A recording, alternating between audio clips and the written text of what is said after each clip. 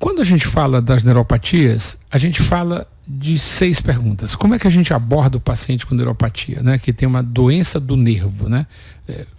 Nessa aula nós vamos falar da doença dos nervos. Na próxima aula falaremos da doença da placa e do músculo.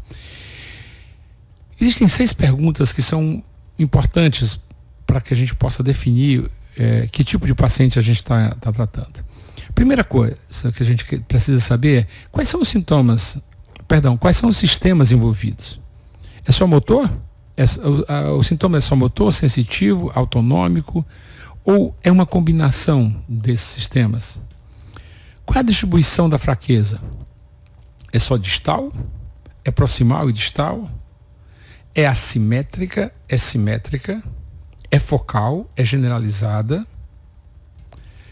Qual é a natureza do desenvolvimento sensitivo? Se tem envolvimento sensitivo, tem dor associada? Tem alteração da sensibilidade profunda, da propriocepção? Existe evidência de envolvimento do neurônio motor superior? Lembrem-se da síndrome do neurônio motor superior que falamos há pouco. E essa síndrome do neurônio motor superior está associada à alteração sensitiva ou não? Qual é a evolução temporal do quadro? É aguda, ou seja, evoluiu em poucos dias? É subaguda, de 4 a 8 semanas? É crônica, mais de 8 semanas? Quais os eventos que precederam? Houve uso de medicação? Tem exposição a toxinas? Existe evidência de neuropatia hereditária? Como, por exemplo, história familiar de neuropatia, familiares com deformidades esqueléticas ou o próprio paciente, ausência de sintomas sensitivos, apesar dos sinais sensitivos ao exame. Do mesmo jeito que nós fizemos com as neuropatias, as miopatias, diante de um quadro em que você suspeita de miopatia, e quando é que você suspeita de uma doença muscular? Quando você tem apenas sintoma motor, você não tem nenhum sintoma sensitivo. Você não tem nenhum sintoma sensitivo, nenhum sintoma motor. E você, então, diante desse paciente, você pensa em 6 perguntas. A primeira pergunta é: quais são os sintomas negativos e positivos? O que é um sintoma negativo? Intolerância ao exercício, muito comum em miopatias. Frequentemente o paciente se queixa que não consegue fazer os exercícios adequadamente, queixa de fadiga, atrofia muscular, fraqueza. Esses são sintomas negativos. Sintomas positivos, comuns em doenças musculares: cãibras, contraturas musculares, hipertrofia muscular, né, a pseudohipertrofia, nós vamos ver isso na aula, mialgias, mioglobinuria.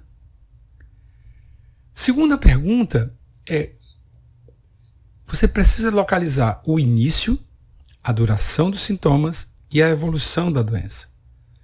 Como se instalou? Agudo, de forma aguda, subaguda ou crônica? Aguda nas primeiras 4 semanas, a subaguda de 4 a 8, crônica acima de 8 semanas. Os episódios de fraqueza são episódicos? Perdão, a duração dos sintomas, eles acontecem de forma episódica ou é persistente a fraqueza? Como evoluiu?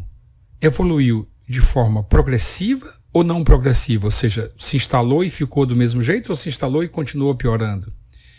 É uma doença monofásica, aconteceu e pronto, ou é uma doença recidivante, que vai e volta, que vai e volta? Terceira pergunta: existe história familiar? Nem sempre doenças musculares elas ficam evidentes.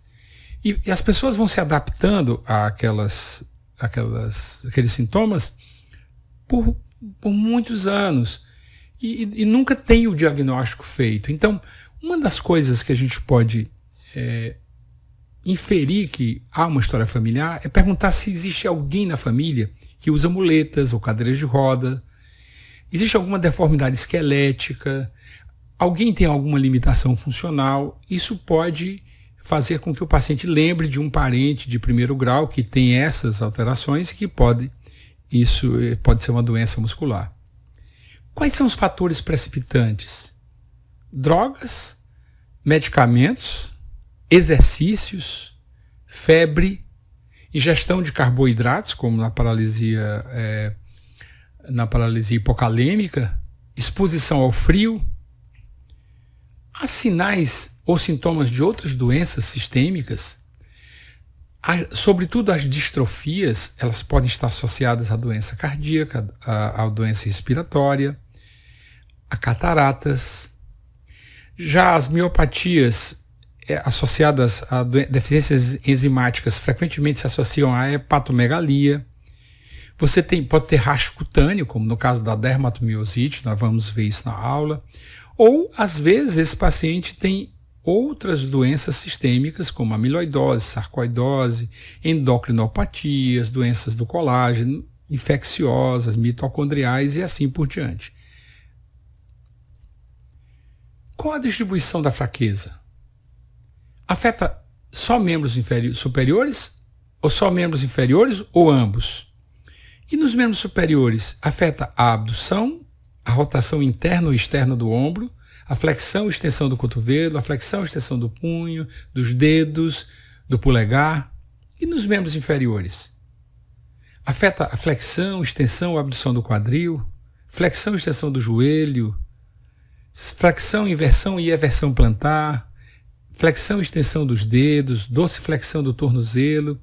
Então é muito importante que a gente tenha uma ideia de qual é a distribuição da fraqueza. E essa tabela é uma tabela muito interessante porque ela diz mais ou menos em que localização estão os sintomas à direita, colocados à direita. Então, por exemplo, dificuldade para fechar os olhos e assoviar, isso é musculatura facial. Ocular, quando você tem visão dupla, ptose palpebral, movimentos oculares não conjugados, musculatura ocular.